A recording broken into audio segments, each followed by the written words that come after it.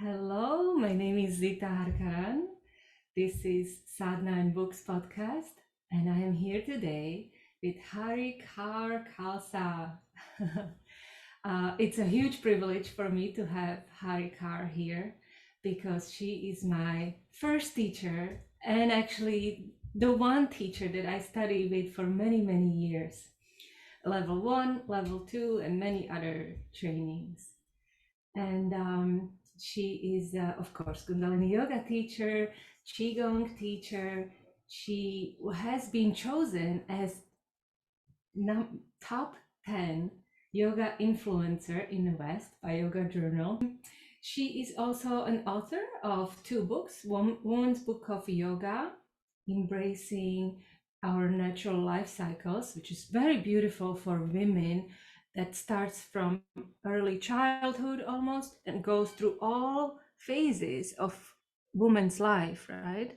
Yeah. Until menopause. And then Woman's Book of Meditation, the power of the peaceful mind and what that can create for you in your life.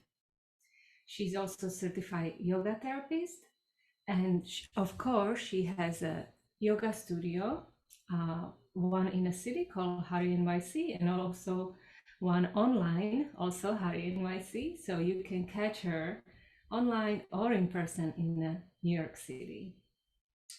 So welcome, Hari. So Thank nice you to so have much. you here. How are Thank you you so doing much, today? Zita Aharkaran. I am so happy that you invited me. And anytime I get the opportunity to spend time with Zita, it's just wonderful.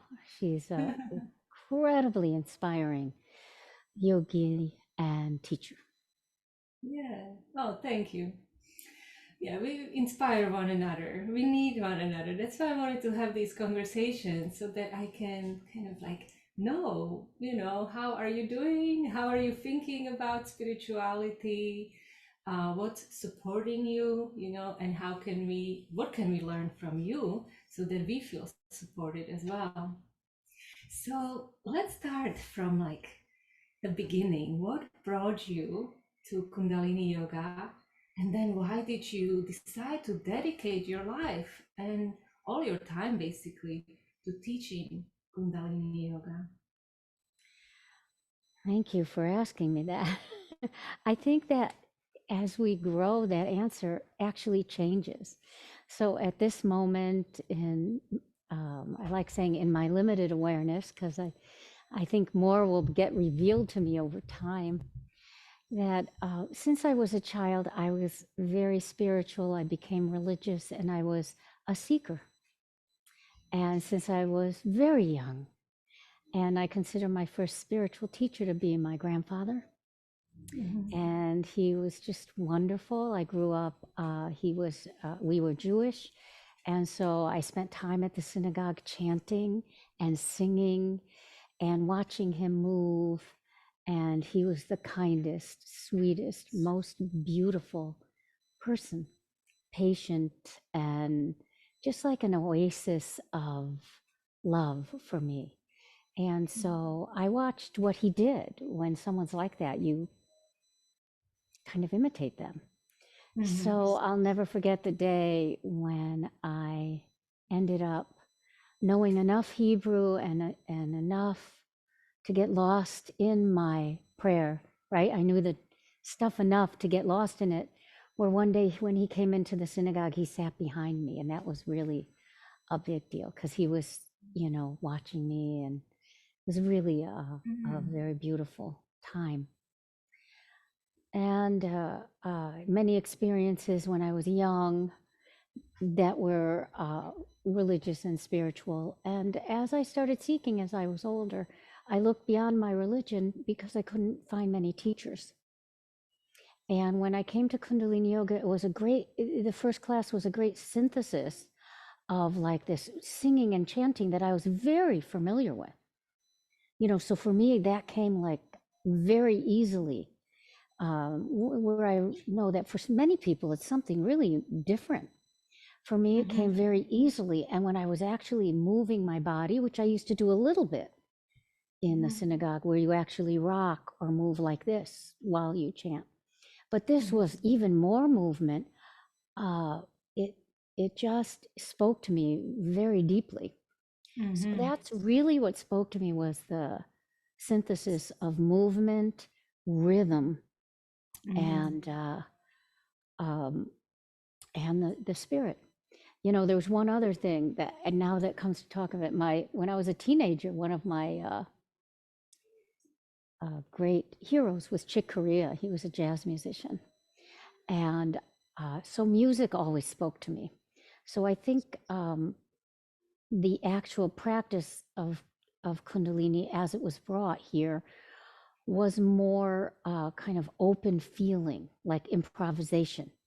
Do you know Mm-hmm. what I mean? The kind of movement that you'd have like um, a minute or two within an exercise to kind of Mm-hmm. be rhythmic. And that felt like playing an instrument to me. So it was very, very musical practice. And that Mm-hmm. really spoke to me because music always uplifts me. And I married a jazz musician. Yes, And yes. so, Been married for a long time now. Yes. yeah, over 30 years we've been together. Mhm. Yes. So that's what brought me to it. That first class was Mm-hmm. very inspiring. And it literally wasn't the first yoga class I'd done. I'd done some other forms of yoga that didn't really inspire me so much. Yeah, yeah, there's something truly magical about Kundalini yoga, that synthesis of movement and rhythm and meditation together. It's very calming, and I don't know, somehow it transports you into different time and place. Yeah, it gives that kind of that recipe, that synthesis, that recipe brings you to these states of experience that we call God, or we call um, elevated consciousness, or Mm. you may even have different brain states that you can call them. But you can just, and as you grow, your experiences do shift and become deeper over time. And it's not like you have an experience and that's it.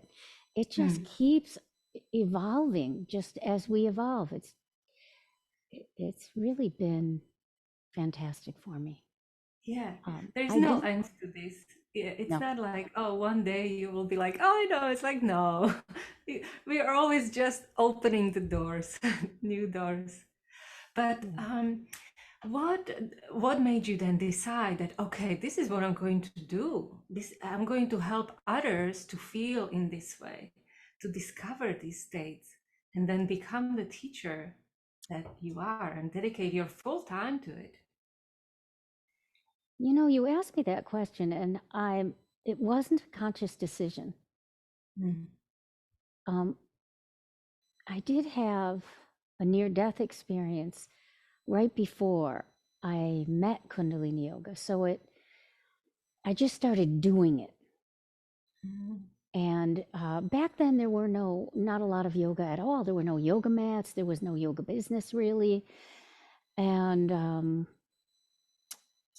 I didn't live where there were a lot of classes. There was an ashram, but it was, about an hour away. So it wasn't like I was there all the time. My husband is a jazz musician. I dress in white. He dresses in black. It wasn't, I didn't have any attachment to the thing of it. It just, something in me. I really am, it wasn't a conscious decision to do it, Mhm. because certainly I couldn't have made that decision because it wasn't popular at that time Mhm. at all. So, nobody was going to be a yoga teacher.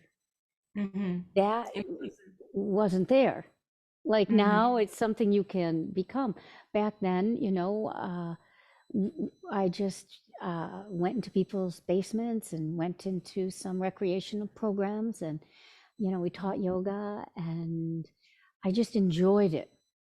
Mhm. And it grew, I think, within me, as well as in the culture at that time. And I feel so fortunate to have, and I just want to inspire all of you to not ever get discouraged, because you know there is always a place to go with your practice, always.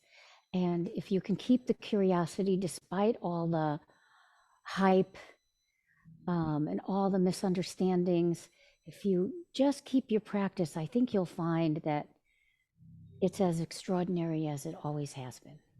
Mm-hmm. Yeah, that's a really good point, because even in past few years we have seen a lot of changes. Even if we just look at pandemic, right? Like that completely shifted so many personal practices and yoga studios. And yeah, and you've seen it even more when there wasn't yoga as like the popular thing. It wasn't in magazines. It wasn't, the meditations were not studied by scientists, and people did not talk about mindfulness. My book was written in 2002, my first book. It was Wow. the first book written by a yogi that I know of in my awareness. That is written by a yogi and a doctor collaborating. Wow. Yeah. So you were a pioneer of this. Yeah, and most people, including my family, thought I was a little, strange. And yet, as it grew, they all started like Mm. going like, "Wow, did you predict this?" And I said, "No, I just love it." And I ended up, my father really loved it, and my Mhm. mother-in-law, who's 90 Mhm. now, really has practiced yoga and loves it. And I went from the real strange one to um, like the happy one, which is Mhm. really interesting. Yeah, that's a really nice shift. I think there is still this attachment, this kind of like, oh, yoga teachers are strange, especially if they wear turbans. Mm. um, but then now there is like a little bit more stigma to it. There are certain expectations how you should be. But I like how you said that this was kind of like, you didn't choose it consciously, this path. I think these are some of the best decisions, right? We Yeah. just kind of go with the flow and do what we like, do what fulfills us. And And still work, like I worked until I worked a regular job, and I didn't resent it, and I loved it, and it was fine. And uh, there's no rush for anything. And that would be the one thing I would tell people from, I'm now 66, and I would say, don't rush, practice. That'll bring you everything. mm-hmm, It'll bring you everything you need, mm-hmm. you know? Yeah, so since you're talking about practice, um, what are some of your favorite practices, or how would you recommend people to practice? Practice every day. That's it. Mm-hmm, And if you don't practice, learn from that, but practice a little something. It doesn't have to be big. Any, mm-hmm. and um, Yeah. I think I got a little bit in trouble because a while ago I was in a book and I said, no, practice for hours. And, that's just because that's something I'm just so curious. And so Yeah. at the beginning, we did that because we were very curious. Mm-hmm.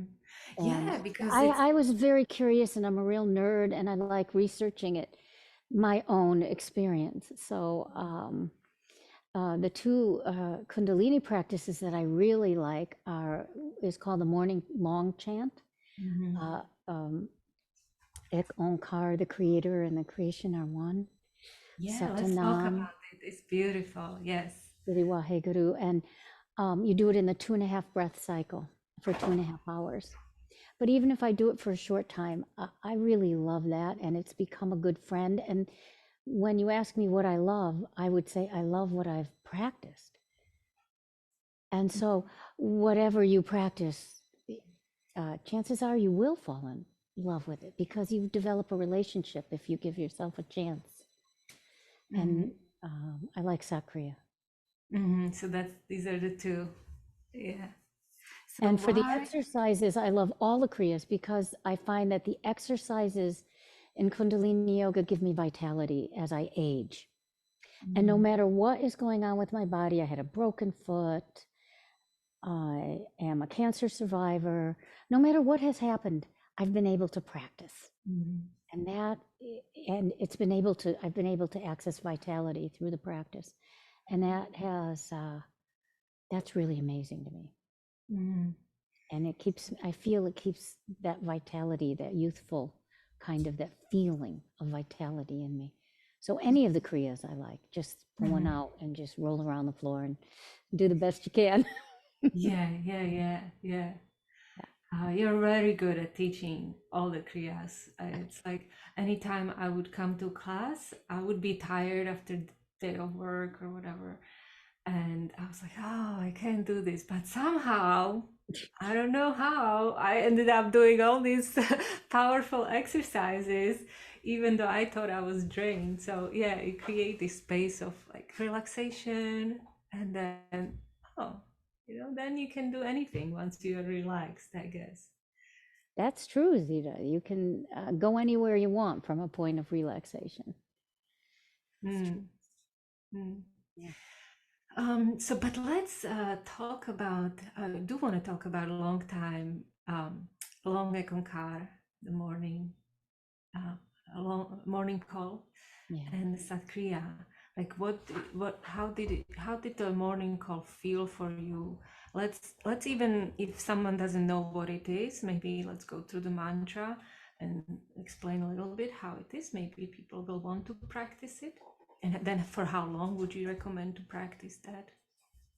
Oh, okay. So the mantra is in a language like Gurmukhi, and it is Gurmukhi. Uh, it's a language like Sanskrit. It's in that same vein. And the mantra is Ek Ong, O-N-G. Ek is like I-K, like between I-K and E-K. Ong, O-N-G, that N-G, nasal. Kar, K-A-R, like car. And the second, we do that in a long form. So you take a deep breath in and you chant Ek and then Ong Kaar, and they're equal and it's on the exhalation. And so you do the same thing with the next three words, which is Sat and Nam. Sat is truth, Nam is name, and then Siri, S-I-R-I, which is great, is that experience, that truth, that the creator and creation are one, Ek Ong Kaar. Satanam, Siri. And then the last part, Wa, He Guru. It's another name for God in Gurmukhi. And it also means, like when I was at the Golden Temple in India, this was my best experience of that mantra. A woman was sitting there and that's the experience. That dog is experiencing Waheguru right now. It's a woman was sitting there and she was going, wow, wow, wow, wow, wow, wow, wow, wow, wow, wow, like this absorption in Wah. And so Wah is this, expansive quality, and Hey Guru is here's the Guru. The wisdom is right here now with us. So you do it in 2.5 breaths. And this mantra, you can do any way you want. You can chant it in a monotone. You can do anything you want with it. You can make up your own melody if you'd like. And you can chant it in this format. I like this format because it slows your breath, and it's a real linking of your breath, which is so powerful for your health and mind and nervous system and gland. It's just anything that goes breath and sound together, to me, is what we call Laya Yoga, and it's my love. Laya Yoga means the linking of sound and breath. And so you create a rhythm with your sound and your breath. It makes it easier to have a longer breath, which gives you this expansive mental state. I like this experience. So should I chant it? Yeah, Once? let's do once, yeah, so we know how it sounds. So you take a deep breath. I'll do it. You'll hear me take a deep breath, chant Ek Ong Kaar. Another, and you're chanting, whenever you're chanting, you're exhaling. So you're chanting on the exhalation. And then you take another deep breath. That's the second. Chant Sat Nam. And at the very end, Siri. And then you take a half breath and chant Waheguru. It moves up the spine through the crown. That's one of the kind of ways that that sound moves. So let me just take a moment.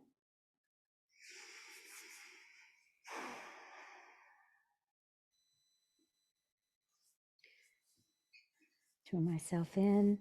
And then we touch first fingers to the thumb. And so we have a mudra, and you can rest them on your knees and the eyes closed. You can lightly put your eyes at your brow point. That means the eyes close and go gently upward towards Ajna chakra, third eye. Place sensitive to light. And so I'll just chant it for you, and you can listen and let it move upwards. So when I say Waheguru, the Guru goes way out into the space around you. I'll inhale. Ek Ong Kaar.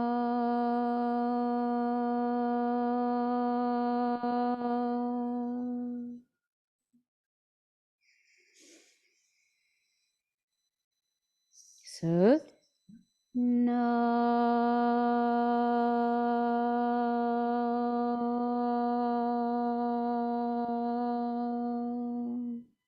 City. Wah. Hey Guru.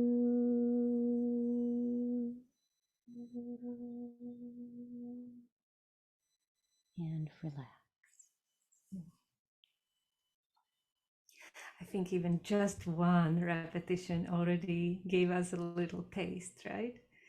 What this meditation always reminds me of, it's like a little massage for the subtle body, or the massage for the chakras, or like the inner world. Everything gets kind of fulfilled and does not feel empty or striving for something. It's like, I love it. Really relaxing. And you can just, the key to chanting is where you put the chant. You imagine it in the central channel, and then you put some energy toward it. And then the next thing is you listen to your own voice. And that is so nice. If you can fall in love with your own voice, that's really a big deal. Yeah. You know, and that voice is chanting something so beautiful. So that's how you empower the mantra to be healing for you. And I find that to be in the early morning hours just beautiful. And some of my, high points of meditation have happened during my 40-day practices of that mantra. I remember the whole staff at my yoga studio practiced 40 days, 2.5 hours in the morning. And we would basically sleep in the afternoons and have nap time, and everything somehow got done. It was really, and to start, I don't really recommend 2.5 hours. Get to learn the chant, and unless you're as curious as me and you want to give it a try, it's fine. But there are some people. Actually, I had a coworker, a friend, and I think the first Kundalini class she went to was the 2.5 hours of long Ek Ong Kaar during the sadhana in Yogi Bhajan's birthday that we used to celebrate like that. Yeah. And she had a great time. She never done it before, but somehow, yeah. Yes, that's how it used to be too. We just were curious what's going to happen, and not so judgmental of each individual experience. Because just like your mood, things change over time. Yeah. So whatever practice you choose is going to have its ups and downs.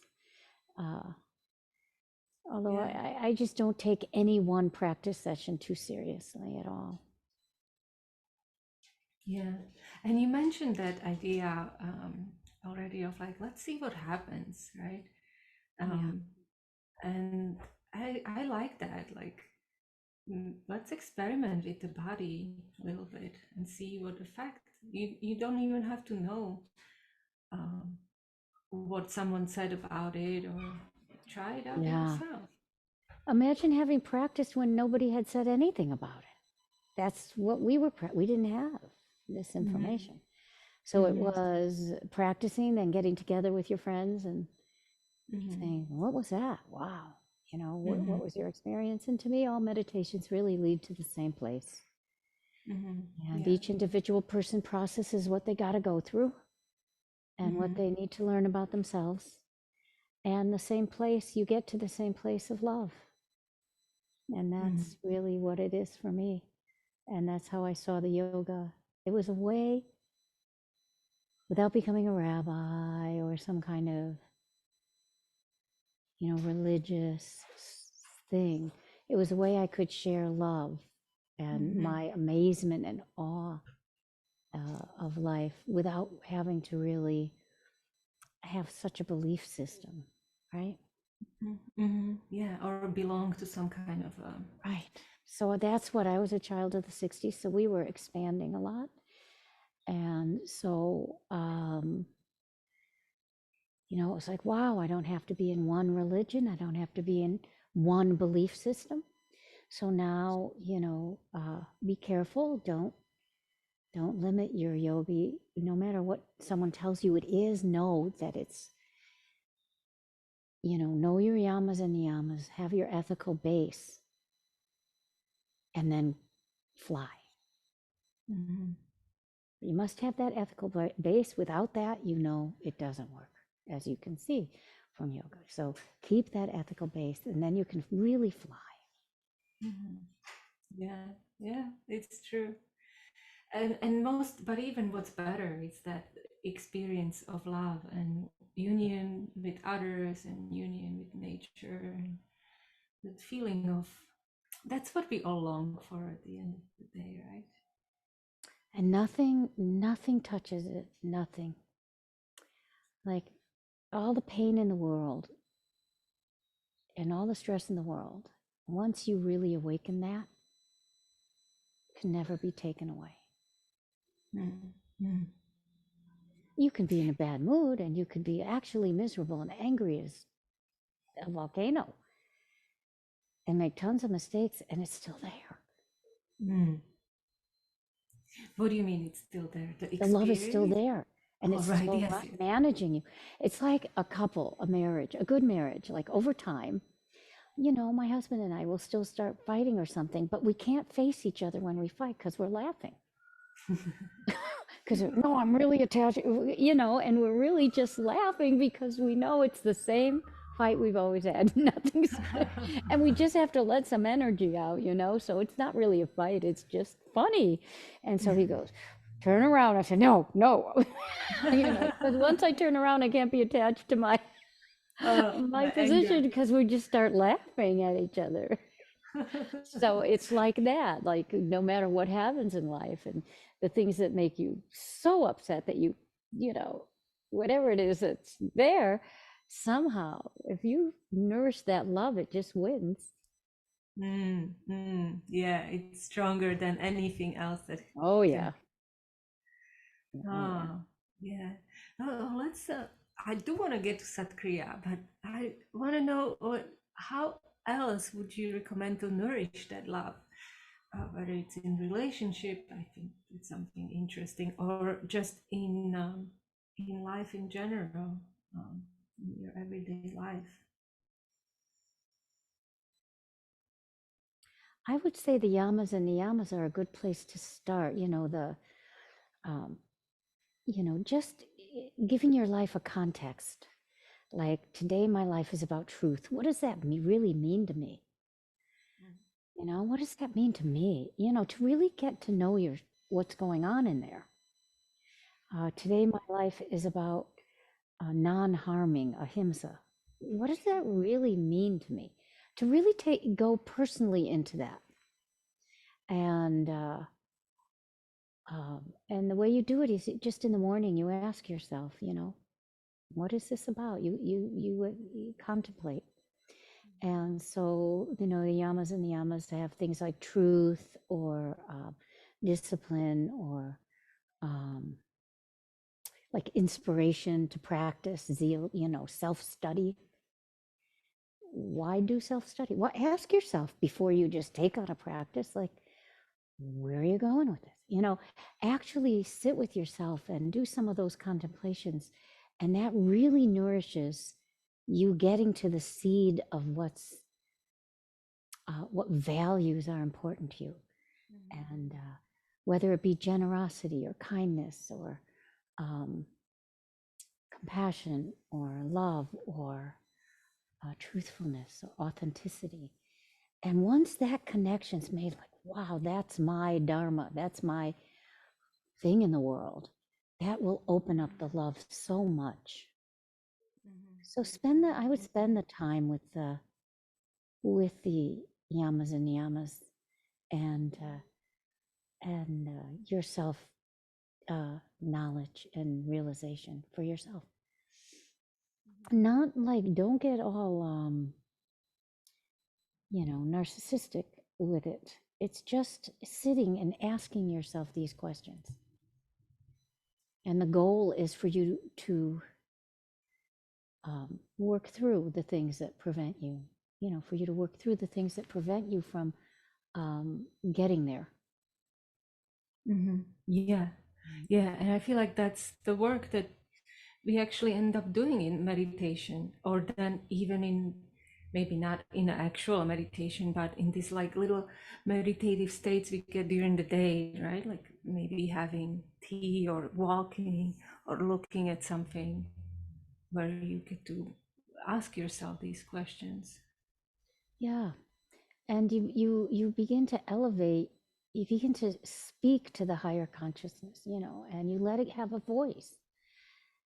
There's a lot of inner critic, there's a lot of other voices in your head. So the contemplation is just, gives you a chance for your higher consciousness to have a voice as well. Yeah. But the meditation, sorry to bring it up there again, is that it helps you to find this contemplative state easier. Yes, actually, that's very good. Meditation, especially in Kundalini yoga, many of the meditations are really concentration exercises. They're to get you to the point so you can meditate. If you look at the pratyahara, dharana, dhyana, and samadhi, if you look at those kind of ways of meditation, the parts and the stages of meditation, Kundalini meditations often are like preparatory to full absorption. And then some are full absorption meditations. But what was so brilliant about it is it really builds tremendous focus and resilience and endurance to meditate. And so when you get that gives yourself the chance for the brain states to really change, gives you the patience and the strength of the nervous system to continue.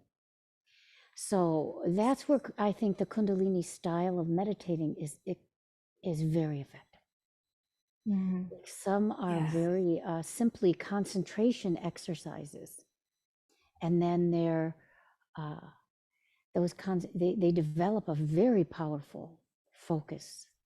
And right now, if I think of what might be important to people, is to reclaim our focus, reclaim our attention. Like, take it back so you can go to sleep when you want to go to sleep. Take it back. Get comfortable with yourself.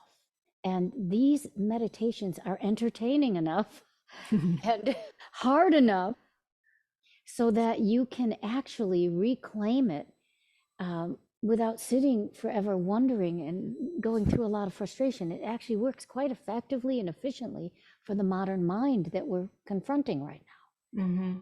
And I would say it's a tremendous antidote to difficulty with focus and attention. Yeah, because this is a huge problem Oh, right now, and it's going to be even bigger, yes. right? Because of all the distractions we have. And it's not, we shouldn't feel guilty for having all these things, but we need to know how to handle it, that we do need to come back to ourselves and um, to, what did you say? Reclaim our own perception. And our attention, And reclaim our attention. I read that's a wonderful article in, I believe it was the New York Times. And it was about, you know, how people have portfolios and financial portfolios or art portfolios, or that you would have a time portfolio. mm, Because what do we spend more than anything? Time. mhm. So maybe this year have a time portfolio. How would you like to spend your time? Mm, Really? And then you mhm. have your portfolio, you know, you have how you spend your money and how you spend, you know, have your art and everything. But this is how I want to reclaim my attention. And this is where I want to put my time. Mhm. And, you know, my husband is a master of it. And I just respect him so much. He's a renowned, world renowned jazz musician. And he stays up all night. In the quiet of the night, he'll practice 3 or 4 or 5 hours. Mhm. And he'll do his yoga and meditation in the, and he'll sleep during the day. But the idea is nothing will stop that practice, Mhm. Mhm. you know. Mhm. Yeah. So let's then try talk about the different kind of practice, the Satkriya, which is it's much more energizing. It's almost like an aerobic exercise. What makes it one of the most important for you? Well, I learned early on it was considered the foundation of Kundalini yoga, and I'm very my mind works in ways that uh, if it's something is foundational, then I would like to learn it. Mhm. And like I practice simple things over and over, and Mhm. that's what opens the most doors. So I, you know, something like the spinal flex, you know, practice the spinal flex for 5 minutes a day. This exercise we do a lot in Kundalini, where you flex the spine like Yeah. this. five Yeah, minutes for those who can see, Yeah, it's just moving you, your belly forward and back as you sit, and you can do it sitting in a chair, you can do it sitting on a floor. You yeah, you work with, create like a half moon going forward and back with your lower spine, and you rock forward on your sitting bones into the back of the sitting bones, keeping your shoulders aligned over your hips. And this is opening and exercising your lumbar spine. And it's actually expanding what naturally happens when you breathe. So it's the oh, most natural thing. This happens very subtly when you inhale and exhale. This is what's happening down there. So this opens up and massages. This part of the body gets very tight with stress. And just that one thing, if you practice simple things, the foundation just, everything else is yours. You know, then you can pick what you want. So Kriya to me is foundational but because okay, before we get to Satkriya, I do want to talk a little bit more about this, about this spinal flex, because I would like for everyone to practice this every day for 5 minutes, like you said, even right now. it's so true. And it combines exactly what I said, the synchronized breath, mantra, mind, listening, and movement. So, in this one exercise, I have a student, I've been teaching this, and we do it for 11 minutes every time we get together. And Mm, people, isn't it a warm up? No, spinal flex is actually a Kriya. mm, It's a completed Kriya. It's a complete exercise that handles everything. So really, the spinal flex is beautiful, and I hope you can show your listeners that. It's very true, Zita. Yeah. Yeah. And I don't know if we mentioned, it's the inhaling as you move forward and exhaling as you go back. Little sniff in as you come forward, sniff out as you go back through the nose, like a rocking motion.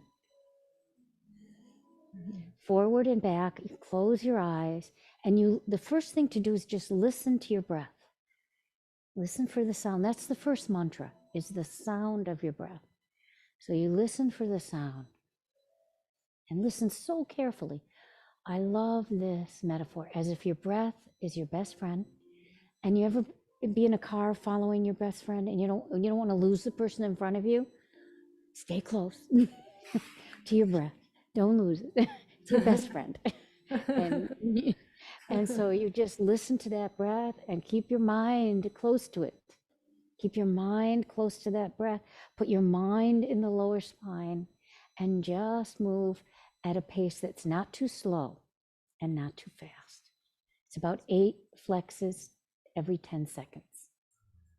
And the rhythm makes a difference.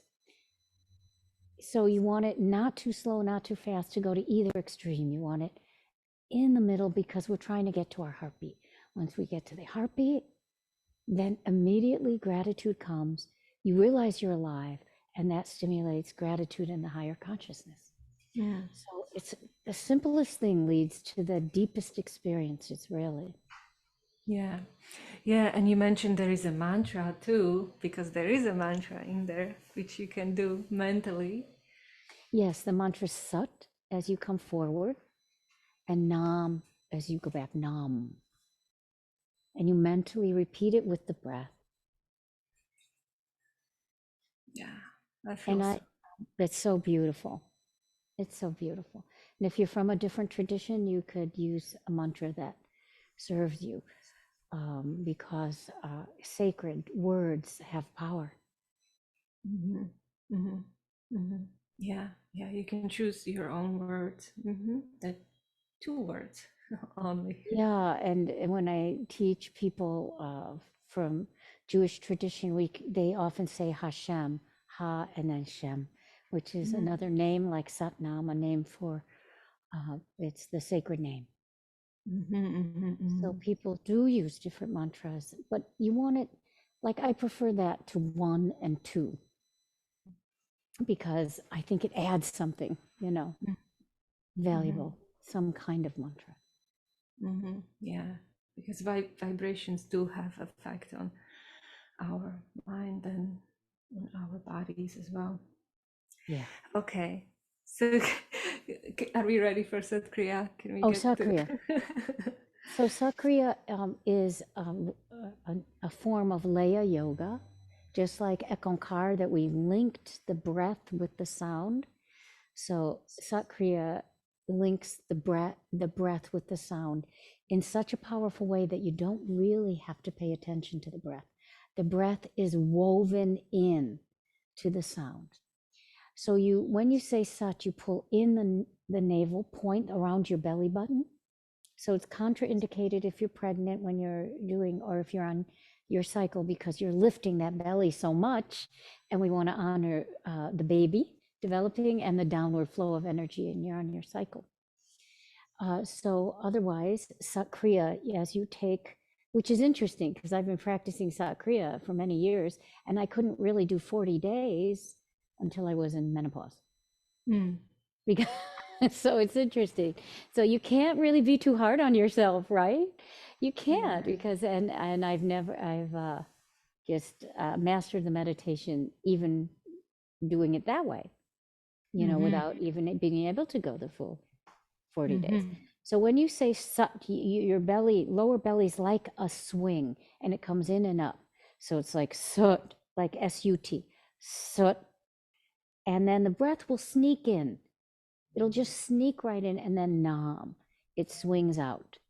So it sounds like this: Sut, Nam, Sut, Nam, Sut, Nam, Sut, Nam, swinging in, Sut, out, Nam, Sut, Nam, Sut, Nam.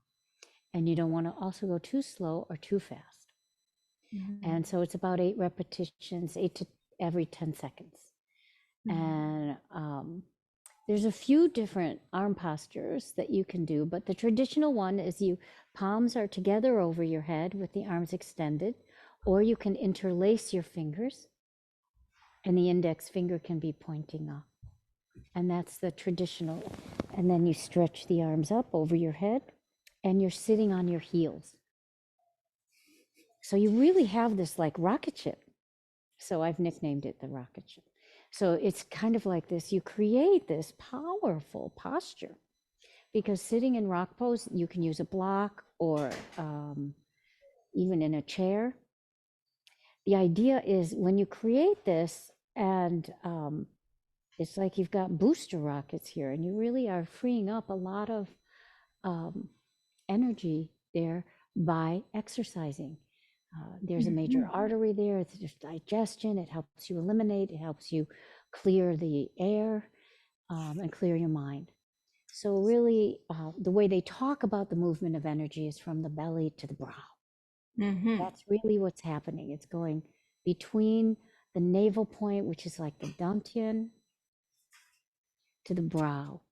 This is the navel point. Dantian is where energy is stored for you, and the brow point is where you can project, light into the world. Yeah. So you said it frees up a lot of energy from like the belly or Right. the energy from your lower chakras, or Right. So what we mean by that is when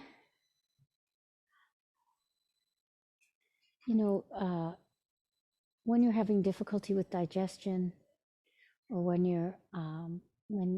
you've had sexual trauma, or you're going through like menopause, or trying to get pregnant, or a male is having erectile dysfunction, or is not in a relationship and struggling with sexuality not being expressed.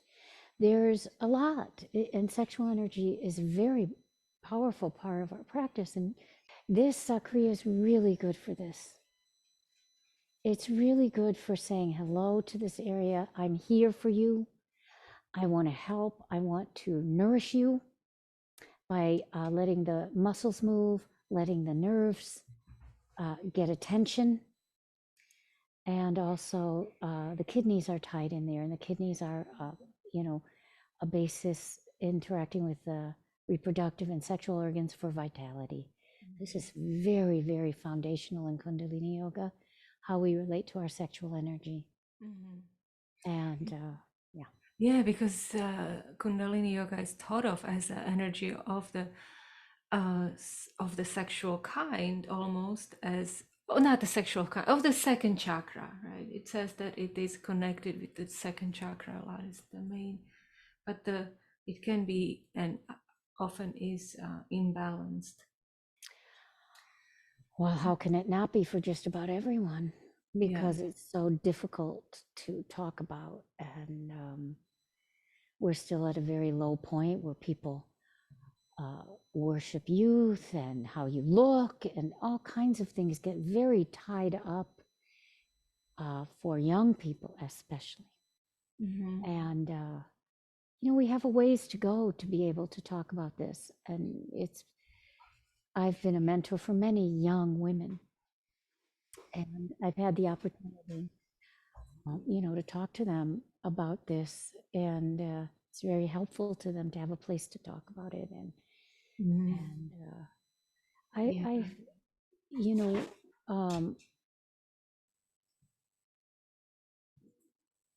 the practices of all yoga leads to what they call raising the Kundalini, and that means developing a kind, compassionate way to heal, and a kind and compassionate way to understand our creative force of energy. And really, Qigong starts with that, with understanding it. Really, pretty much, yeah. They talk about it a lot, but they have difficulty. You know, all the teachers have difficulty in this culture. And so, Yeah, because on one hand, it's in our culture, this second chakra energy is like all everywhere, right? You see it on all the ads, in all the TV, in songs, and it's everywhere. But on the other hand, it's there is kind of restrictions around it and secrecy around it, and it's manipulated in some ways that you can only express in certain way the second chakra energy, not in others, and so it's dysfunctional. It becomes dysfunctional in that way. right. And I think understanding the dark side and the shadow side will really help people navigate life more easily, you know, Yeah. for themselves and keep them so, you know, like help to keep us safe and help to keep our privacy and our intimacy sacred. And Sat Kriya really does help you keep these areas of the body healthy by giving them attention, circulation. The pulsing of the navel point really loosens up and helps your digestion, your elimination, your reproductive organs, and it gives you access to that part of your body, and that's a powerful part. There was a saying once that people who practice Kundalini or possibly all forms of yoga, they're okay they're fine from the diaphragm up. You know, they're awakened already. They have a seeking nature. Their heart is open. They want to be in the space of love. And so really that's where all the work needs to be done. So they can reside in the space of love. And it said that the goddess in the lower chakras is Kali, who is really fierce and helping you to, you know, clear the way from any of the struggles you've had. And that when the goddess at the heart center is clothed in white, sitting on a white lotus and relaxed. And so, but we have to, you know, and it's not like you get there, like we said at the beginning of our conversation, not like you get there and that's it, because new things happen in life. So Kali is very useful, and Kali is definitely there to help us. You know, that fierceness to get to be with ourselves and our fears, right, and work with them. And then to find, wow, I've gained some self knowledge for myself. Yeah, and not be afraid of that Kali. She, she's part of us like everything else. Well, yeah, and sometimes you get really afraid. You just have to say, whoa. So it's nice to know that's where you have friends, therapists, spiritual guides, whatever works for you, teachers that can help guide you through those moments. Okay, so yeah, we got Sat Kriya, we got spinal flexes, and we got morning call, long Ek Ong Kaar. Truly foundational practices that I feel like people practice them and then they forget them because they think they're too foundational, too basic. But it's like you said, if you have the basics, you have done everything. Everything else. Yeah, that's why they're basics. They have everything within them. They're the seed of everything that comes out. So if you practice the basics, you're actually got the seed that's got everything in it. Yes. You get the seed. So let's move on a little bit to away from Kundalini yoga. What other, you mentioned Qigong, what other practices or what maybe arts or sciences or people maybe that inspire you? Well, my husband really inspires me because I watch his discipline with music. And he's really shows you what I can watch what practice does. And what I love about music is, you know, it's easy to quote people on social media or to say, get rid of your fears or this or that. but to play music, you can tell if it's good or not. You know, it's very clear. Yes, yes, Like, yes. you cannot fool anyone. And I really respect that. It's really been an amazing journey with him all these years. Um, if you were to see here, I have my piano and my new Moog synthesizer. Mm. I'm starting to play again and Yeah, create yeah. music. Yeah. Oh. And so music is like my foundation of what I love. And I love all creative arts. My my studio, descriptive line was dedicated to the expression of the creative spirit. Yes. So, of course, music, and I've been a writer for many, many years. So, writing of all kinds, and I read fiction and poetry and all kinds of, I'm a reader, active reader. Yeah. Um, Any book that you would like to share that well, inspired you lately, or maybe long time ago, but you're still thinking about it? oh yeah, oh yeah, Whew. Well, a long time ago, one of my first basic awakenings happened around a book called The 13 Petaled Rose, but it is around the Jewish or Old Testament kind of thing about angels and how things work. But it's a Kabbalistic basic text, The Oh, yeah. 13 Petaled Rose by Stein Saltz. And I was quite young when I read it, and I had this huge Kundalini experience. I didn't know it was called that then. And one of Dave's uncles became quite religious, and I saw the book on his table, and I said, "Oh, I love that book." And he looked at me and said, "You understand that?" And I said, "Yes." And he goes, "Really?" So I have this kind of relationship with this stuff that I just opens me up, or I have some kind of in there. And the fiction, I know that sometimes the stories weren't that friendly to women, but in high school there was a writer who created a breakthrough in language, and to me words are notes, they're vibrations. So when I read this, it's Hemingway. When I read Hemingway, Ernest Hemingway, um, Yeah. my teacher, I so understood because he really had a breakthrough in how he used language. And so when I read it, I became very, very elevated, so that my teacher said, for the whole year of advanced placement English, he put me in advanced place. All I did was read Hemingway and write and learn to write and practice writing and understand his style. And it was, so he did get the Nobel Prize for Literature.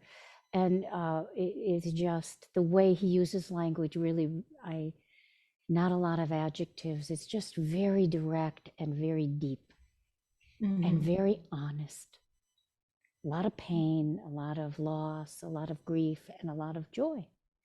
But and to be in high school and be reading about sexuality and loss and grief and war, a lot of it is about war because he was a war correspondent. And to be reading about war and then having the Vietnam War then, so it had a deep effect on me. And then of course there's lots of, those are just two. And then I have a lot that I wrote down. Those are two ones. And I wrote down a few and I went like, oh my goodness. So other arts, music, I wanted to say for Can I music. just interrupt you for a second? I'm gonna pause. I have to let her go. She's so restless here. Oh, it's okay. I'm gonna let her go in another room.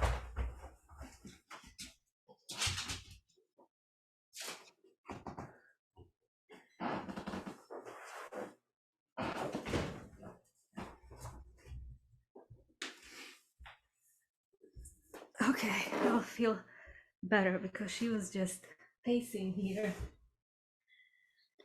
And then the other one was what I wanted to say was in terms of spiritual texts, is really reading the Siddhi Guru Granth and learning from the Old Testament and from the prayer books in Hebrew to the Siddhi Guru Granth and understanding what they were trying to get across, was a big journey for me, because it's really fire and brimstone, and how do you deal with that fanaticism? And it really, I was able to open my heart and really get through all of that nonsense to the heart of it.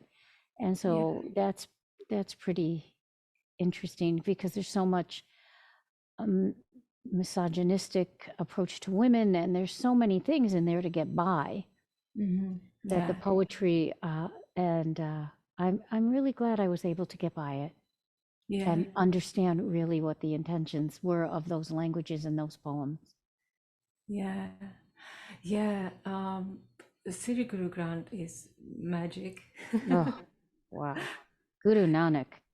Yeah, him and so many other writers and gurus, and it has that quality that just goes beyond understanding.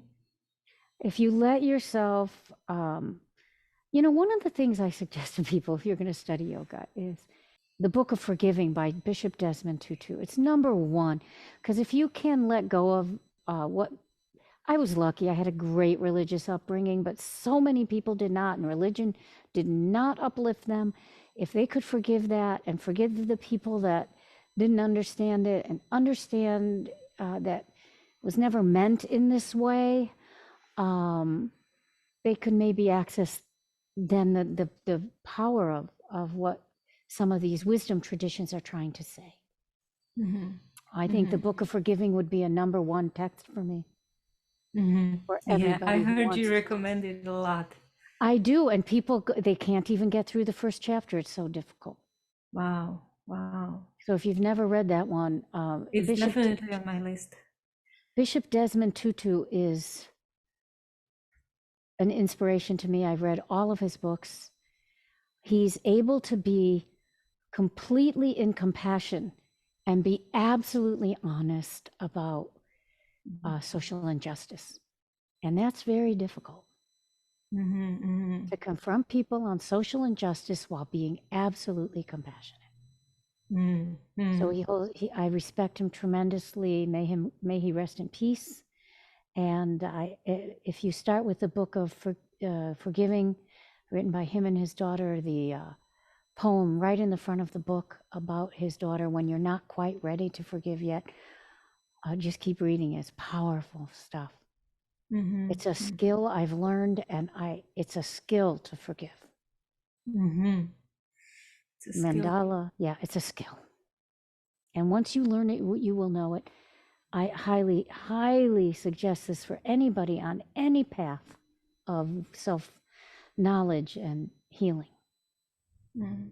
In what ways do you feel like people need to learn forgiving? So they don't care. It's like, so you don't keep drinking the poison of something that is over. You keep poisoning yourself. Yeah, that's true. Yeah, the more you hold it within yourself. Yeah. It's about forgiving yourself and others. And the word forgiveness may be, in yoga they say, let it go, let it go. But what is letting it go but forgiving? It's a tough word, and it's not a good sell for workshops and such. And yet it's one of the most important things I learned in my life. And to be able to truly, truly live under that shower of forgiveness. Yeah. Does he have any specific advice in that book? Oh, yeah. It's an 8-step program. Oh, 8-step program. Yeah, there's 8 steps you do, and the first chapter is wow. And I joined it when I was still living in Boston, and he just came out and he put his forgiveness challenge internationally, and tens of thousands of people signed up, and I signed up with all those people at the very beginning. This is 20 years ago. Mm-hmm. And it was a wonderful, very difficult. His stories are very difficult. If you don't know Bishop Desmond Tutu, he was one of the ones who was on the team that handled the reconciliation of apartheid. Mm-hmm. So that's very deep. He has a, if anybody can teach about it, it's him. And I really highly, that book is very high up for Mm-hmm. me. I have other ones I can give you a whole list. Oh yeah. Sure, let's if you have them ready, let's hear Yeah. it. The Life of Milarepa. Oh yes, that's The another one. I Life heard of Moshe Milarepa. actually recommend it. And the translation I have is by Lab Sang Lalungpa, and I can send it to you. And Yeah.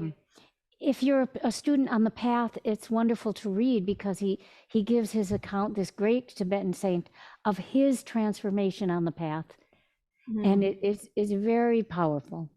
Highly recommend The Life of Milarepa. Mm-hmm.